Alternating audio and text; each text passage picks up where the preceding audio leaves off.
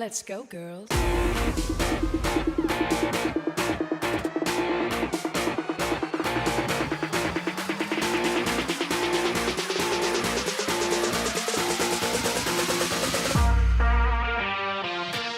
Let's go, girl.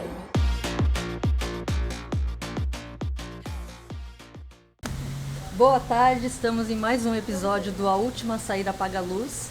Hoje em um ambiente totalmente novo, ao ar livre, como é nosso estilo, com um convidado que todo mundo já deve ter ouvido falar dele por aí, mas eu vou fazer uma pequena introdução. Quero ver quem que vai adivinhar. Ele é nascido em São Paulo, mas morador do Vale do Ribeira desde 2012. Ele é nutricionista, graduado em nutrição esportiva e atualmente cursando psicanálise. Antes disso tudo, ele já trabalhou com restauração de arte e sonhou ser um mestre Pokémon.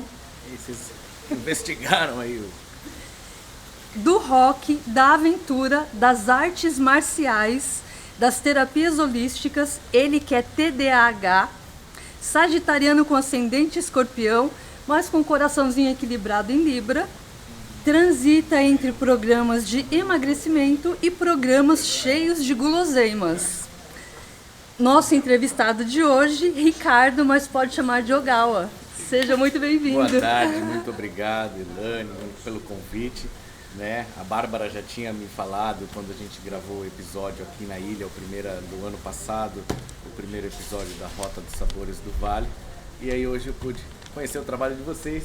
E não é um podcast, hoje é aqui ao ar livre, então sinto muito melhor. O nosso lema é que podia ser um podcast, mas a gente não é todo mundo. Entendi. Então a gente faz um negocinho diferenciado. Ogawa, seja bem-vindo. Esse é o terceiro episódio, é um programa muito novo ainda, né? Da Última Saída Apaga a Luz.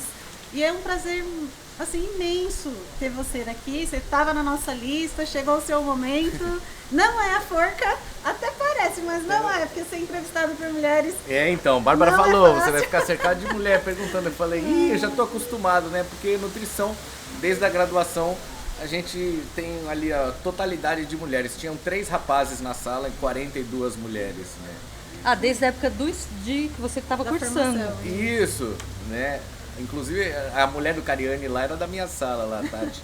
E a gente fez, né, na parte da noite e tal, então eram mais mulheres. Na pós-graduação, mulheres. No hospital eu trabalhei na casa da gestante e na maternidade por 10 anos, então também era só mulheres. Ah, já está mais que Então eu já acostumado. tô quase de TPM Também. já. Ricardo, fala pra gente, no que você está atuando, além de ser influencer, o que você traz aí nessa tua vida? Essa Turbulenta. nunca foi a intenção do programa, né? Da Rota dos Sabores do Vale. Na verdade, o que aconteceu foi que mês passado, né, dia 24, fez 1 ano que eu saí do hospital. E o hospital me tomava um bom tempo, porque eu moro em Registro e trabalhava em Pariquera. Então 7 da manhã eu já estava em Pariquera, atendia até as 4 da tarde ali e voltava para atender em Registro até de noite. E aí, como eu saí do hospital, deu tempo pra, né, fazer algumas outras coisas. E aí a gente tem a agência que toma conta do meu Instagram, que faz a parte de social media, né, a Six, lá de Registro. E a gente foi fazer um trabalho aqui em Pariquera, foi gravar um Reels no supermercado, ali no Bonsai. E na volta a gente parou pra comer no restaurante ali na BR, o Cabana, não sei se vocês conhecem. Conheço. Né? E a gente resolveu falar assim, pô, por que a gente não grava quando a gente vai num lugar desses? Tem lugar no Vale que ninguém conhece. Pura né? verdade. E todos esses, né, tanto os participantes nossos da nossa equipe, ninguém é daqui. Né? Eu sou de São Paulo, o Vandalen, que é o nosso fotógrafo e videomaker, ele é de Santa Catarina, a Lisandra é de Mauá, então nós que não somos daqui, a gente ficou encantado com as coisas que o Vale tem. Né? A gente vem com um olhar diferente, né? Sim, pra porque gente você fala, tudo pô, é encantador mesmo, Fala, isso né? aqui, cenas de filme, assim, né? Que a gente fez algumas expedições aqui no Alto Vale, Apiaí, Eldorado. Nossa, é coisa que fantástico. você paga uma fortuna para ver em Bonito, por exemplo, e aqui é um preço mega acessível que ninguém ainda conhece, tá ali. Lógico que às vezes faltam alguns ajustes de estrutura aqui no Vale, mesmo de estrada, né? De acesso a essas atividades, essas atrações. Mas tem muita coisa, assim, coisa de natureza, de ecoturismo, é imbatível. A gente vai das cavernas ao litoral, né? Então a gente tem uma diversidade imensa dentro do Vale do Ribeira. Pô, aqui você tem duna, né? A gente tem as dunas de Juruvaúva, aqui na Ilha Comprida, você tem onde surfar, tem kitesurf, tem você Mata vê Atlântica, né? boto, É uma, né? Você vê boto. é uma riqueza absurda. Você o que a tem gente braço tem de aqui. mar, encontro ali de rio com água doce, com água salgada. Sim. Então você tem tudo aqui de Uma ecoturismo. biodiversidade absurda. É o coração da Mata Atlântica, você ainda tem mata primária aqui, Sim. né, intocada em vários locais, animais silvestres, então a gente fica encantado e a Rota dos Sabores, que era só para filmar restaurantes, virou isso daí. E a partir disso daí começaram a surgir, né, essas outras parcerias, oportunidades, mas eu ainda continuo sendo nutricionista, não virei youtuber, influencer, nada, eu continuo sendo nutricionista, isso faz parte das atividades, né? Então, de nutricionista a experimentador de guloseimas, né? Porque tem ali como manter o equilíbrio entre esses Exato. dois. Isso foi uma das vertentes que a gente puxou. Como sair de casa e comer bem fora de casa no Vale do Ribeira, né? Porque às vezes você, no mesmo local, você pode fazer boas e más escolhas. Eu posso ir para um quiosque na praia e posso pedir tudo empanado, ou eu posso pedir uma chapa de camarão, de lula, de proteína ali e tal, né? Eu posso pedir uma caipirinha cheia de açúcar, ou eu posso tomar um drink com uma tônica zero. Então são escolhas que no mesmo local eu tenho. Então a gente pode sair de casa, não é porque dieta não é uma prisão, dieta é liberdade, né? Disciplina é liberdade. É verdade. Porque quando eu me programo, quando eu me antecipo, eu sei o que eu vou comer, eu não ocupo minha cabeça com isso.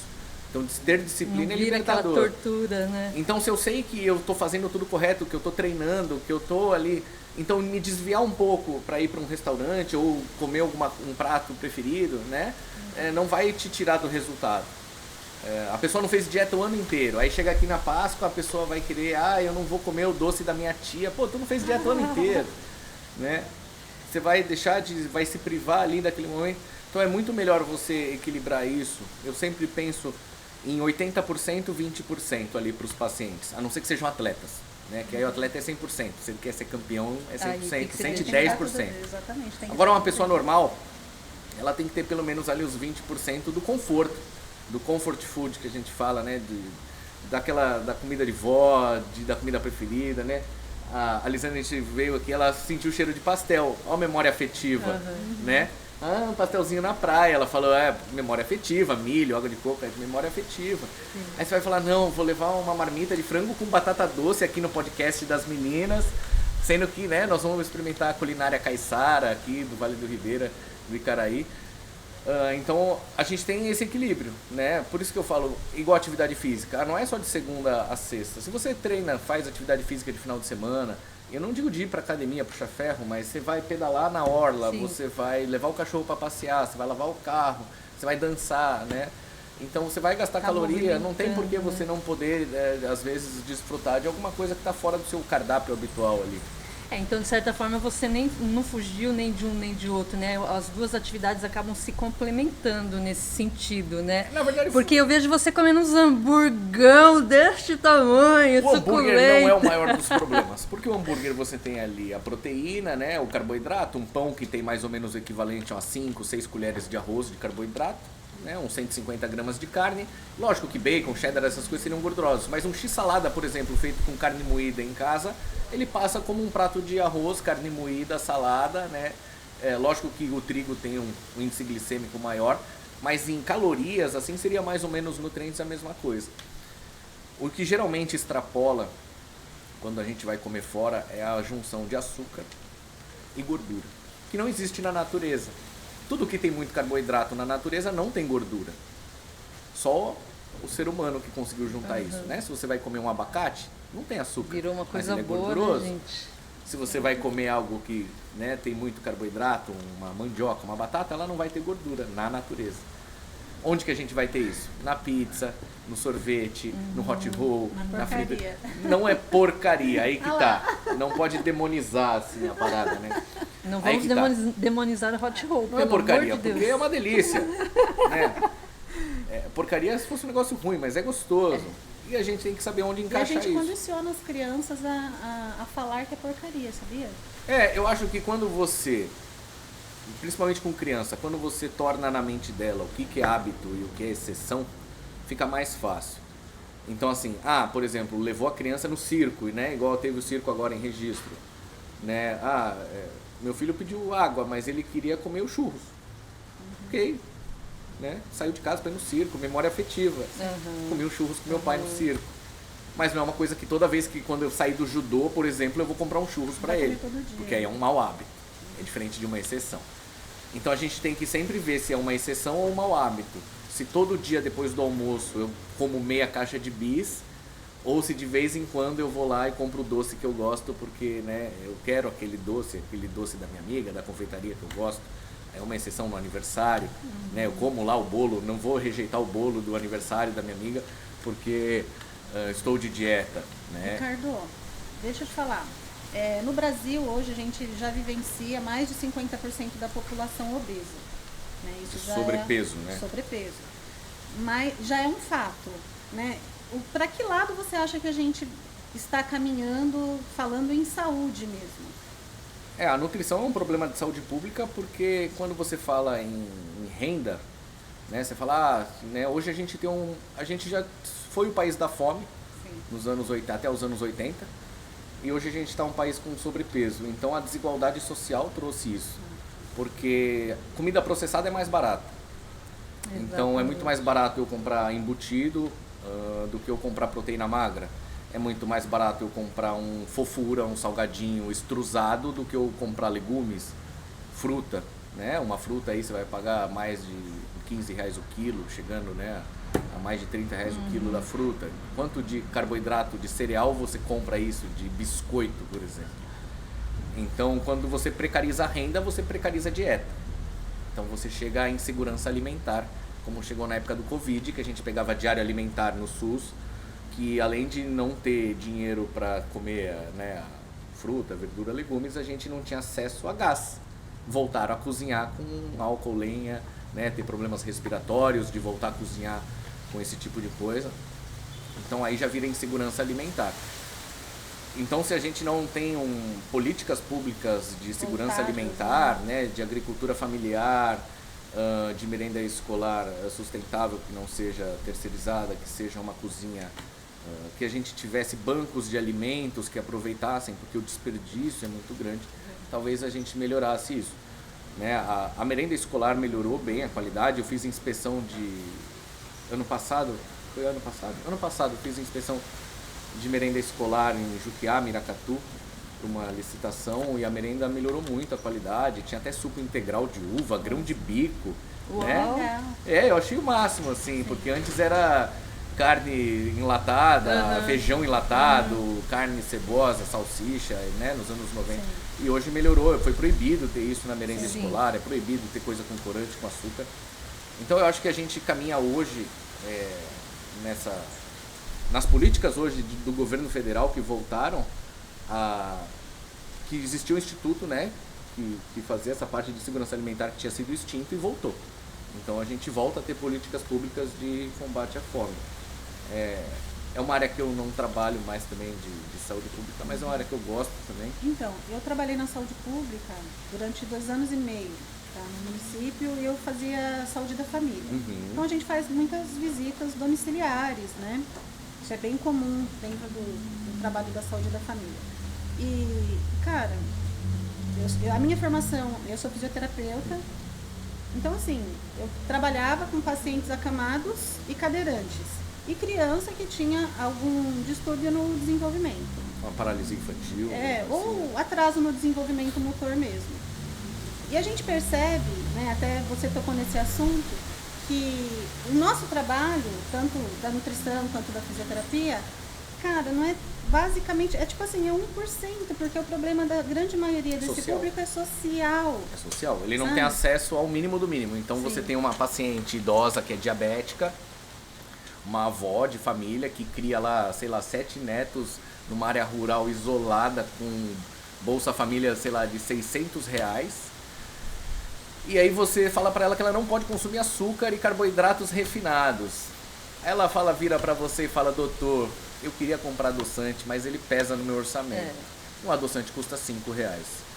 Então você vê que é muito social o problema, é algo que, né, que foge do padrão, mas é algo que é quase 40% aí do Brasil recebendo, né, um salário E de fome. essa oferta, né, desse tipo de alimento está crescendo cada vez mais, né? Hoje você tem, né, depois da pandemia, você teve aproveitamento de resto. Antes você ganhava, me vê uma carcaça no açougue para dar pro meu cachorro, agora é R$3 o quilo, né? Vende máscara de porco, vende vísceras que eram doadas, aparas de costela é vendido embalado agora, né? Antes era osso para cachorro. Então isso já é um sinais de insegurança alimentar, né? Então isso é uma coisa para ficar de olho e ter políticas comunitárias que fortaleçam o micro antes do macro, né? Não pensar, meu Deus, o governo federal não... Mas políticas públicas de incentivo de, por exemplo, a merenda escolar deveria ser de agricultura familiar. Exatamente. Absorver toda essa produção, não importa o que seja. E o tanto de essa questão social mesmo, que é muito uma economia circular, né? Porque se eles aproveitam esse produto, eles estão gerando renda naquela comunidade, então é uma coisa que vai levantando todo mundo. A gente visitou um local muito interessante em Iporanga, que é a Palmitolândia. Ai, maravilhoso. Mais de 100 receitas de palmito, mais prato de palmito, tambor de palmito. Cerveja de respira-se palmito naquele local, tudo uma delícia, né? E você vê, né, como que essas coisas que são regionais não ganham esse valor, né? Por exemplo, teve lá o caso do cabelo que foi feito com folha de bananeira, nós temos os chás que são premiados no Vale, tudo isso poderia estar na merenda escolar. Banana, peixes, nós temos a Unesp de Engenharia de Pesca que poderia, né, nós poderíamos ter um projeto do governo estadual que fizesse fazendas marítimas como nós temos em Santa Catarina, que produzisse ostras como se produz, né, sei lá, em Cananéia, produzir peixe. Você poderia alimentar a merenda escolar com coisa muito melhor hoje. E gira a economia. E gira a economia né? local. É falta de incentivo público, não é falta de dinheiro isso. E isso vai melhorando, né? Seria uma cadeia de melhoramento total. Uma cadeia total. de melhoras, porque quando você melhora a merenda escolar, você melhora o nível de saúde na base, né? Você economiza ali na ponta, que é no hospital, que é onde vamos abrir hospital. Mas como está a saúde básica, a atenção primária? Como está a UBS? Está funcionando? A UBS funciona até 5 horas da tarde. O pai de família sai do trabalho e a UBS está fechada. O cara não vai fazer acompanhamento nunca. O patrão não deixa ele sair de dia. Então você esbarra sempre no social. Sim. Né? Eu vi um depoimento de uma mulher que ela estava participando de um programa das ODS, né? E em um momento ela falava assim, de problema cognitivo mesmo. Ela falou assim, como que eu vou pensar em estudar se eu tenho que me preocupar em comer. viver? Estou Do preocupada básico, em sobreviver, eu tô né? preocupada em Exato. saber se hoje eu vou ter o que comer na minha casa. Exato. Né? Então, uma a realidade gente não tem o diferente. primário.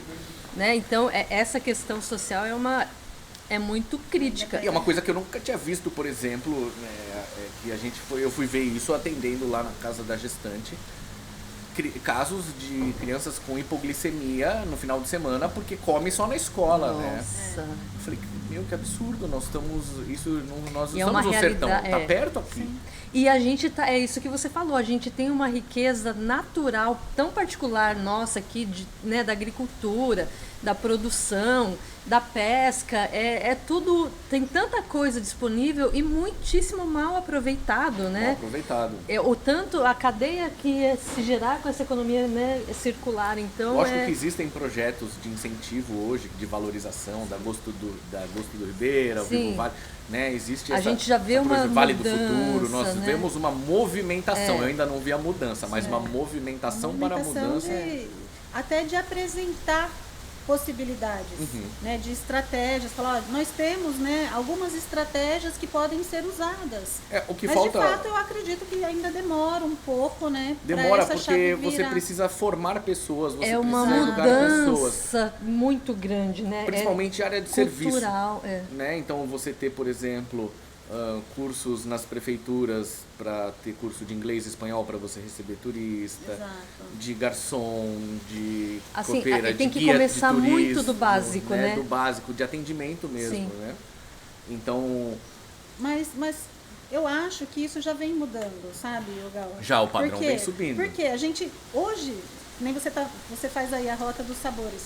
Há 10 anos atrás, nós não tínhamos tantos empreendedores Não, que acreditavam aqui, focados, né? principalmente na nossa gastronomia local, com o nosso produto. A gente vê isso se expandindo hoje. Sim, E você foi vê. até um dos motivos, né, que nasceu o nosso programa, acredito que o seu também, né, da gente poder mostrar aquilo que a gente vê de rico aqui dentro. Nós temos né? um chefe no Vale do Ribeira que foi capa do Prazeres da Mesa, Patrick, do Nakanoa, né? Sushi Man premiadíssimo.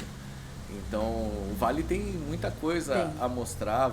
A gente teve o evento da Mostra de Sabores no Senac, acho. No Senac? No Senac, que todos esses restaurantes foram mostrar os pratos As típicos, criações. as criações, o que é feito com criação de leite de búfala aqui também, legal.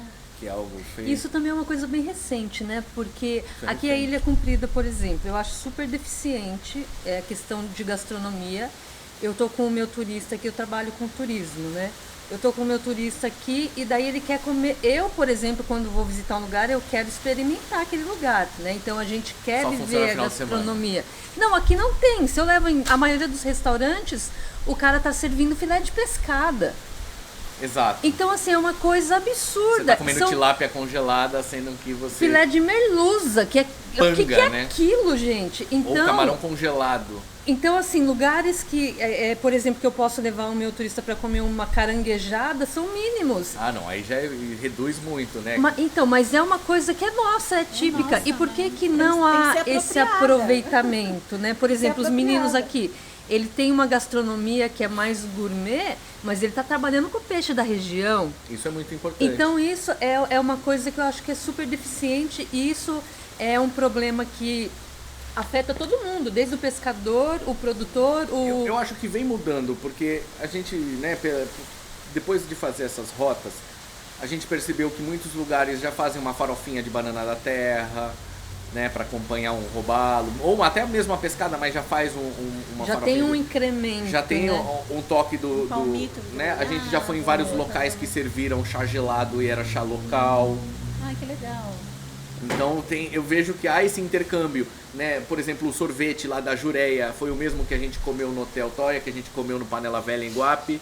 Então eu já vejo esse intercâmbio, né, já acontecendo Circulando bem melhor. dentro do Cervejas vale, né? artesanais também, em registro. Nós temos uma plantação de lúpulo em Juquiá, Olha que legal. né? Então Não tem sabia. cervejas que tem o terroir já de um lúpulo Local. local. Que legal. Né? Por exemplo, o chá Shimada, ele tem um sabor diferente porque ele é do lado de uma plantação de lixia. Olha só. Então existe esse intercâmbio, né, das plantas na polinização, igual vinhos que são de determinada região tem um terroir diferente, o chás também tem.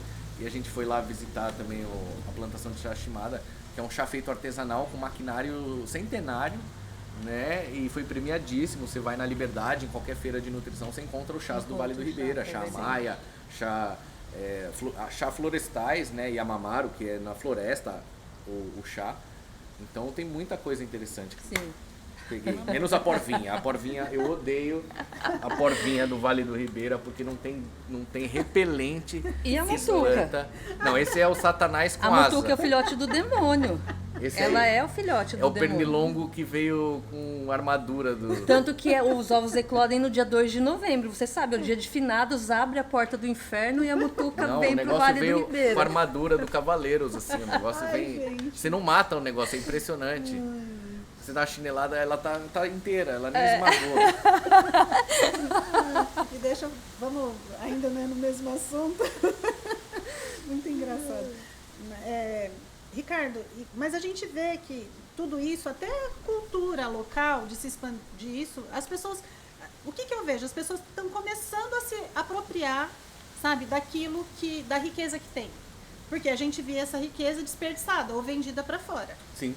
Sabe? Então eu tô percebendo, eu acho que leva ainda um tempo, porém são canais, né, de comunicação que tem que fazer mesmo esse trabalho que a gente faz, né? Outras pessoas, redes de televisão, as pessoas precisam começar também a divulgar aquilo que a gente tem de bom e parar, voltando, né, na nossa entrevista anterior, de falar que isso daqui é uma região pobre, que não tem nada, sabe? Imagina, foi o que a Mônica falou, a gente vai lá da cachoeira, vai da caverna à praia. Quando a gente foi fazer o rapel dentro da Caverna do Diabo, tinha holandês, tinha italiano. Então, assim, o gringo sai lá da casa dele pra vir aqui, entendeu? Ver. E às vezes você tá lá domingo ali, né? Do lado Sábado, de casa. você tá do lado da sua casa, você tá 40 minutos ali de qualquer ponto do vale, tirando a Piaí-Poranga, que tem que subir ali a serra. Mas, pô, né, de registro até aqui Ilha Comprida dá 1 hora. Sim. Né? E você, pô, tem um monte de coisa para você Então, fazer. e eu ainda vou além, no próprio quintal eu levei um cliente que é dono de pousada da Ilha Comprida para fazer a Rota Caiçara, que é um roteiro que eu desenvolvi na comunidade das Pedrinhas. É Lagamar? É, ali no Mar Pequeno. Aham.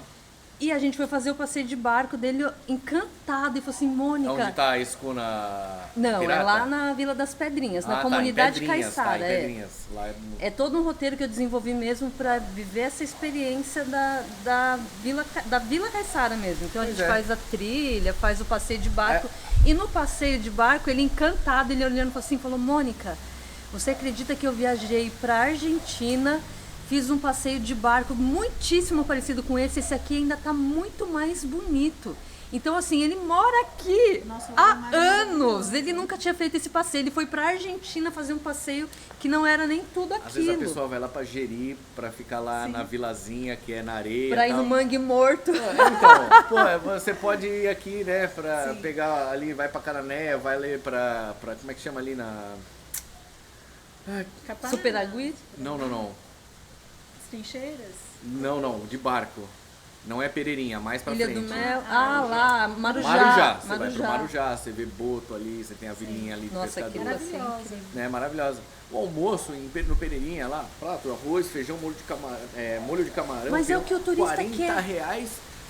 Pô, aí eles vão lá pro litoral norte pagar um absurdo, É. né? Mas não vem aqui porque fala, não vou pra Ilha Comprida. Não tem nada, imagina. Não, tem Não, nada lógico no que Vale não do tem Ribeiro. nada. Quando falam não tem nada, falta a estrutura Falta. de, por exemplo, você ter uma balsa que não quebre no feriado, né? De você ter, às vezes, um cinema que ainda falta aqui pra região, né? Mas, assim, fora isso, estradas melhores, né? O serviço em si.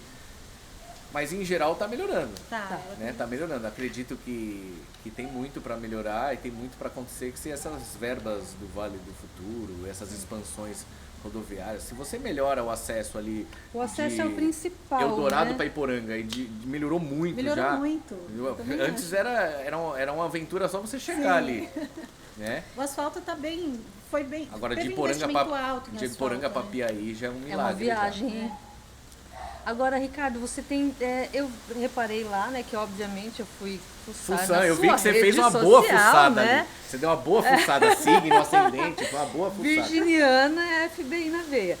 E esse programa, o Rota dos Sabores, foi uma iniciativa, você já falou de que surgiu muito de forma orgânica, Surgiu né? de forma orgânica, a gente estava voltando de Pariquera aqui, fazendo um Reels que a gente gravou pro Bonsai, isso no ano passado, acho que foi mais ou menos nessa época, foi em abril, acho, do ano passado. E assim, no geral, não foi pensando em fazer um programa, e aí acabou virando um programa, porque na verdade... até a gente ia separar, né? Foi pro YouTube, a gente fez o primeiro episódio agora de Eldorado, foi pro YouTube, porque na verdade eu vou fazer um outro tipo de roteiro agora, né? Vai chamar Rota do Punho, onde eu vou visitar mestres de artes marciais Uau! famosos, ficar um tempo com eles, treinar e filmar como Mas que é a aí rotina. não- E aí é por aí, né? Por exemplo, agora, sexta-feira eu tô indo para um congresso de nutrição que é em Vitória, no Espírito Santo. Eu acho que eu vou visitar o grão-mestre Wallace de kickbox lá, mas a gente já tem programado para visitar outros mestres, né, em Curitiba. Um De mestre, qualquer área. um Arte mestre marcial. Rangel em Santa Catarina, que é um mestre de Muay Thai, que treinou o Poatan. né? A gente Eu visitar gosto disso. o Belmiro Jordani, que é técnico da seleção brasileira de taekwondo. Então, esses mestres que a gente conheceu durante a vida e mostrar um pouco e aliar depois e falar sobre nutrição, né? O que tem a ver a marcialidade com a nutrição, e eu aproveitar para ir rever esses velhos mestres e aproveitar enquanto eles A arte ainda... marcial, ela traz uma disciplina geral, né? Tanto nutricional, moral, muita ética. Então ela traz isso, né? E, muito bacana, uma ideia fantástica que precisa. Meus filhos, né, fazem jiu-jitsu, meu marido também. Legal. A gente acha importante. Eu fazia Muay Thai, porque eu tô de folga. Felipe que não me escute. Mas é muito gostoso, é muito bacana. Eu fiz Tai Chi também. Legal, eu fiz Tai Chi é uma curso coisa de muito Tai Chi, legal. de formação de Tai É. Chi Chuan.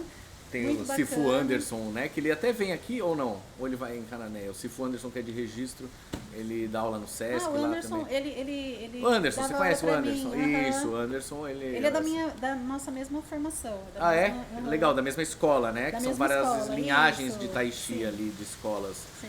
Mas seria esse o foco do próximo programa, porque o Rota dos Sabores do Vale não é só comigo, outras pessoas também. A gente gravou a Palmitolândia com a chefe Jenny, né? Tem a Lisandra que está sempre também nos episódios, a gente fez com o Bob Orla alguns episódios em Juquiá, em Guape também, né? Que é a cara dele. Então não precisa de mim para o Rota acontecer, eu vou tocar outros projetos que focam em nutrição esportiva, em bem-estar. Você é TDAH mesmo? Eu sou. Eu fui descobrir que tinha nome isso depois que que a minha filha foi diagnosticada e falaram, bom, o pai ou a mãe tem que ter. Sim. Aí pelos sintomas eu falei, Então, eu, a né? minha filha também é TDAH e eu também. Mas- Muito prazer, estamos juntos. Foi Acho que hoje em libertador. dia todo Na verdade- mundo tem um pouquinho, Não, né? na verdade, é libertador quando você sabe, porque na verdade TDAH não é algo inventado. Tem a ver com dopamina, né? Dopamina é um neurotransmissor que a gente tem no cérebro. E o TDAH ele tem deficiência de dopamina, então ele procura dopamina, né? Como a gente procura dopamina naturalmente, só que a gente procura de uma forma mais incisiva, impulsiva. Então, você busca dopamina num abraço, num exercício, em álcool, em açúcar, em droga, em compras. Tudo que te estimula dopamina alimenta ali o seu TDAH, que permaneia entre hiperfoco e total desatenção. Mas eu fui descobrir isso, assim, que tinha nome já adulto, porque era sempre rótulo de esquecido, desleixado, atrasado, né? Eu lembro até hoje, eu estava conversando com a Ingrid, a minha amiga psicóloga, ela falando sobre isso, né? Que graças a Deus de se libertar desses rótulos. Tinha um professor que falou pra mim, falou pra minha mãe que o máximo que eu ia ser na vida era trabalhar em alguma portaria de algum lugar, porque eu Uau. ficava olhando pro nada, né? Deve estar vivo ele ainda aí, você vai me ver ainda. Oi, alô, alô. E já puxando esse gancho, então, né, falando TDAH, você trabalha com nutrição, faz Nutrição. arte marcial, terapia holística, psicanálise, programa de aventura. Psicanálise eu fiz porque eu gosto, não que eu queira atuar, porque eu tenho uma psicóloga na minha equipe, tá? Eu Tá, não daí atuo. tudo Foi isso- por vontade própria de conhecimento, igual um dia eu quero cursar história ou filosofia. Aí tudo isso, a vida, a rotina, isso tudo, essa diversidade de atividades tem a ver com TDAH ou TDAH puxa para isso? Tem, porque várias coisas eu não terminei durante minha vida e eu fui depois terminando depois de adulto, né? Que fui resgatando, igual as artes marciais, ou mesmo tocar algum instrumento, ou estudos, né? Que eu A gostaria. gente começa muita coisa. Começa muita coisa e não termina, finaliza. né? Eu Exato. comecei, sei Não lá, tem 9 foco. artes marciais diferentes e terminei 2. Então, a gente sempre muitos livros que eu tenho lá que estão, né? Eu tenho, tá lá, tá na fila, mas eles não acontecem. Ou mesmo de não ter caderno, né? Da 8ª série pra frente eu já não anotava mais nada, porque minha letra é péssima. Aí depois eu descobri com a psicóloga que é porque, tipo, a cabeça é mais rápida que a mão. Então a letra saía um garrancho. Ai, tô salva. E aí eu, né, então eu fiz depois, eu fui pra faculdade, fiz o colegial, fiz as pós-graduações e eu nunca anotei mais nada, porque eu sempre preferia aprender ouvindo. Mas óbvio que algumas coisas atrapalham, né? Se eu não faço exercício físico, a arte marcial me ajuda no quê? No TDAH. O TDAH às vezes atrapalha na insônia, né, por essa hiperatividade mental, quando a gente está em hiperfoco, você tem distúrbios do sono muito comuns, né? Eu acordo muito cedo. Todo dia, 6 da manhã, 5h30, pode ser domingo, feriado, eu tô acordado. E eu vou dormir meia-noite. Eu tô acordado 5h30, mesmo que eu não queira. Às vezes eu quero, pô, um ventinho desse aqui gostoso. Eu gostaria de acordar 9 horas da manhã no domingo. Mas mesmo se eu vim de férias aqui no Icaraí, eu vou acordar 5h30, 6 da manhã. Isso me incomoda. Só que se eu não fizer atividade física, por exemplo, isso piora. Aí eu vou dormir 3 da manhã. Né? Então, porque eu não... Eu acredito que existem casos que precisam de medicamento, né? De regulador de humor, de uma Ritalina, do Vivance da vida. Só que eu sei que eu ficaria dependente facinho disso. Né? Então, quando a gente já conhece o nosso corpo... Porque todo o TDAH ele tem tendência a ser adicto em alguma coisa. Sim. Porque ele vai procurar dopamina. Não importa o que custe para ele A procurar gente tem um dopamina. índice altíssimo. De alcoolismo, de tendência de usuário suicida, de Exato. acidente de trânsito. Exatamente. Né? Eu, por exemplo, bati o carro, eu tinha um carro que eu chamava de pizza, que eu troquei 6 para-choques quando eu tinha 18 anos. O Clio era só massa, né? Eu batia o carro assim, lógico, depois que eu fui pai eu parei, mas de colocar-se em risco, né? Também é um traço, né? De colocar a vida em risco. Então, pô, dirigir na chuva a milhão, né? Com a cara cheia. Você não parou de estudar. Isso é bem interessante, porque o índice de desistência escolar também é muito grande, né? Isso é uma coisa que eu falo que eu nunca fugi da escola, matei aula, mas eu nunca parei de estudar. Desde que eu saí da faculdade eu emendei uma pós-graduação na outra, até hoje. Né? Eu me formei cedo, que eu entrei com 16, formei com 20 para 21. Então eu emendei uma atrás da outra até hoje mesmo. Assim. Mas é porque eu tenho a impressão que se eu parar de estudar, aí eu já não vou querer mais, entendeu? Aí eu já vou desistir da nutrição e vou querer fazer outra coisa. Tá. Bom, eu quero fazer uma pergunta que vai sair da casinha, porque eu sou dessa. Da onde veio essa história de ser mestre Pokémon? Me interessa muito. Na verdade, isso quando eu era criança, né? O Pokémon era na época de 90 e pouco, assim, pô, é um sonho de criança ser Power Ranger, mestre Pokémon. Depois eu tinha uma banda de heavy metal, falei, pô, eu tinha cabelo comprido, vou viajar o mundo, tocar. A gente recebeu até contato para gravar um CD e o guitarrista não quis, e a gente, né, depois com 19 anos desfez. Mas a analogia que eu fiz com o mestre Pokémon é que de um modo ou de outro aconteceu. Eu achei isso muito, Né? Porque muito bacana. A eu forma que você adapto usa cada isso. habilidade de cada monstrinho meu, eu vou evoluindo ele com as particularidades de treinamento e Eu achei ferramentas. muito legal Então você tem vários tipos, então você tem que saber evoluir cada tipo de Pokémon. E é isso que depois eu acabei fazendo, né? Eu vou evoluir esse paciente diabético, esse paciente aqui com lúpus, que tem uma doença autoimune, são outras ferramentas que eu tenho que utilizar. Então, e você vê, por exemplo, crianças que foram alunas de taekwondo quando o meu mestre Bruce era vivo, hoje passar de moto. E aí, tio? O Pokémon evoluiu, virou um Butterfree lá, voou, entendeu? Então, de qualquer modo, a gente acaba se realizando Tá na vida real. na vida real, porque a gente não pode viver de ilusão pra sempre, né? Se bem que hoje, eu falo pra minha mãe, você falava que videogame não dava futuro, eu vejo hoje a molecada ganhando salário absurdo pra jogar, virando esportes. Eu falei, mãe, tá vendo só? Né? Foi igual a história do Bitcoin, né? Quando o Bitcoin não valia nada, tal, o pessoal que não comprou, é a mesma coisa. E é isso, né? Pokémon, inclusive minha filha coleciona as cartinhas até hoje, é um desenho que tem 30 anos quase. Não, e é atualíssimo, né? Foi o mascote da Copa, da Olimpíada no Japão lá. Eu comecei na vida de empreendedora, lá nos meus 15 anos eu juntei grana e comprei um Super Nintendo usado, que na época era o auge da tecnologia. Porque você tinha um jogo colorido que era semelhante ao do fliperama em casa. E né? na rua de casa eu era a única que tinha esse videogame. lotava. O que eu cara. fiz? Eu comecei a alugar por Alugar. hora Meu para as Deus. crianças. Já abriu uma lan house anos 80. Eu ali. comecei a alugar para as crianças e o negócio foi dando certo. Eu fui comprando mais videogame, mais TV e por anos eu tive uma locadora e um Play Game. Que legal. Eu trabalhei até lançar o Play 3, eu tinha uma locadora. Isso aqui na ilha? Em São Paulo. Em São Paulo. Eu alugava as mídias, né? Porque era porque os caro jogos pra eram muito caramba. caros. Você vê na época que o salário mínimo era uns R$600, na época do Nintendo 64, 96 mais ou menos, um jogo era R$250, Era um R$300. absurdo. Era um absurdo comparado com o salário da época. né? Então você alugava. Quem tinha PlayStation tinha pirata. Quem tinha Nintendo 64 Sim, tinha 2, 3 jogos sim. e o resto alugava e esperava um ano pra ganhar no Natal É. outro. Era um nicho de mercado. Não, Nicho de eu mercado, por muitos visionária. anos eu trabalhei com videogame, então o videogame é muito presente na minha vida, né? Os jogos, Eu não enfim. sabia disso de você, hein? Quando eu mudei pra Ilha Comprida, eu tentei montar um play game aqui, eu vim pra cá com essa intenção. O celular matou isso. É.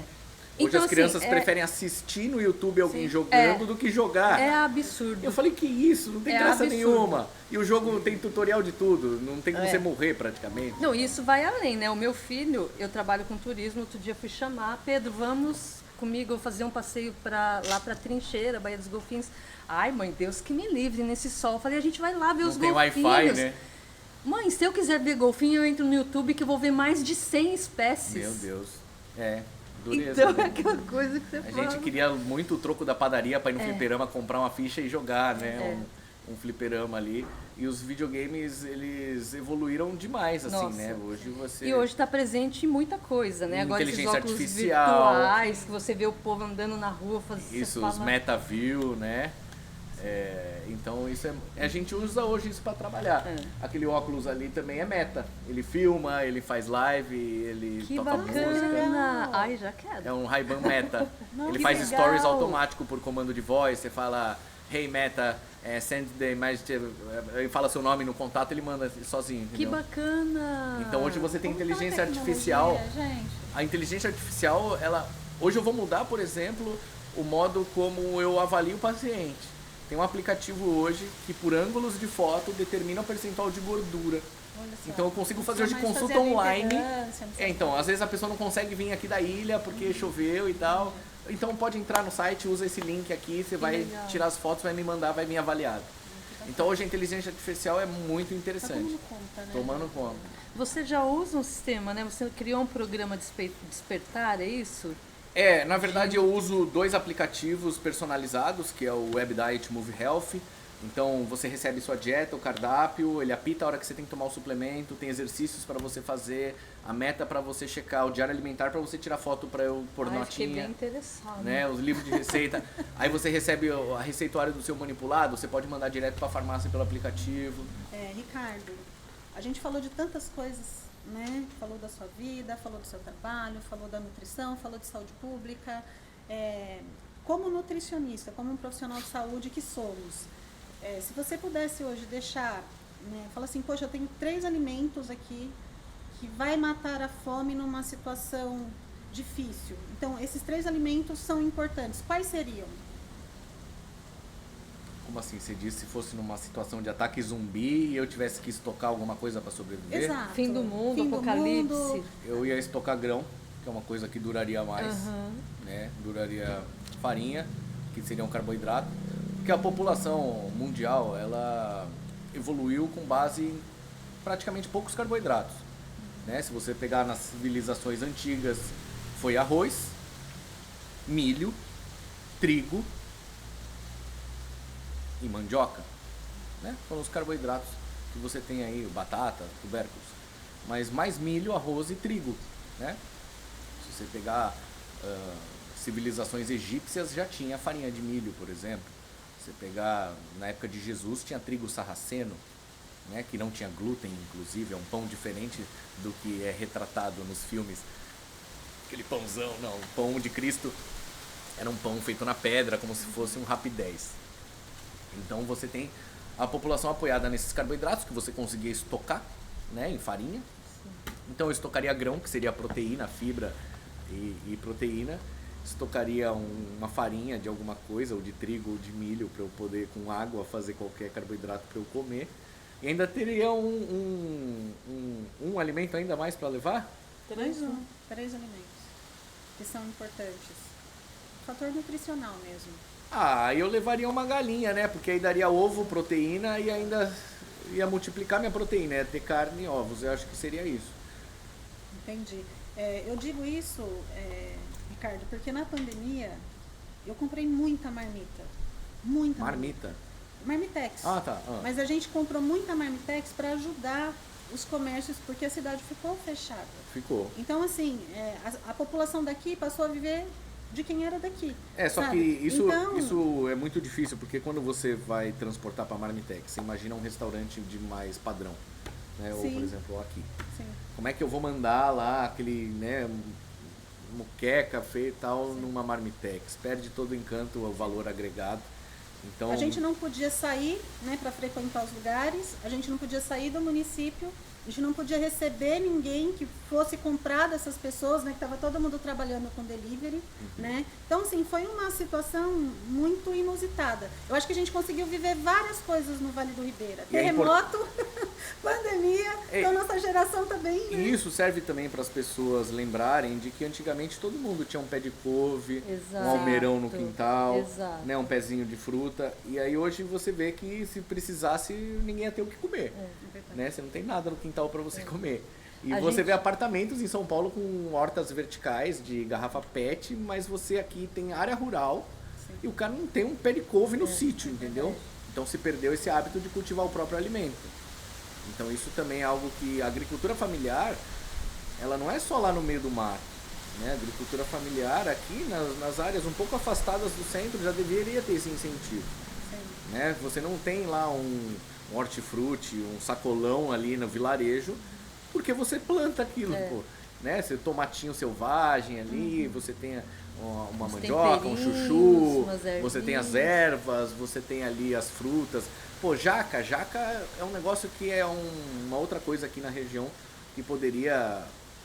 A Europa paga caríssimo em jaca verde. Para fazer Pra as você desfia fica igual biomassas. frango. Né? Então o mercado vegano europeu é caríssimo. Né? Você poderia ter exportação. O Japão compra acho que 90% da nossa produção de própolis do Brasil. Pariquera produz própolis. Nós temos produção de polpa de jussara, que não é consumido no mercado brasileiro, que é o açaí, né? Que é igual, só que é mais nutritivo. A Unifesp E de mais Santos... gostoso. Mais gostoso. A Unifesp de Santos fez um estudo de índice de antioxidantes. É mais nutritivo que o açaí da pupunha, do açaí, o jussara. E é o Japão que compra também, né? Ali na região industrial de Registro, eles produzem polpa de banana para adoçar alguma coisa industrializada e polpa de jussara e vai exportado isso para outros países, vai consumindo aqui. Então tem muita coisa ainda para valorizar aqui da região. Bom, Ricardo, se despede. Foi um prazer, assim, imenso ter você aqui com a gente, sabe? Eu acho que a gente precisa trocar mais figurinha. Foi um papo gostoso, leve, né? A gente falou com categoria da nossa região, né? E se despede, então, do nosso público. Muito obrigado pelo convite, né? Numa quarta-feira de sol, tá aqui. Até que vocês pegaram leve, achei que elas iam me trucidar aqui. Bárbara, suas amigas são tranquilas. Tá vendo? Muito obrigado aí, até a próxima. Muito obrigada, viu? Foi muito proveitoso pra gente, muito rico e divertido, né? Porque já é teu perfil, né? Ter um pouco dessa pegada mais divertida. Muito Isso porque bacana. eu ainda nem tomei uma ainda. Agora tem que vir.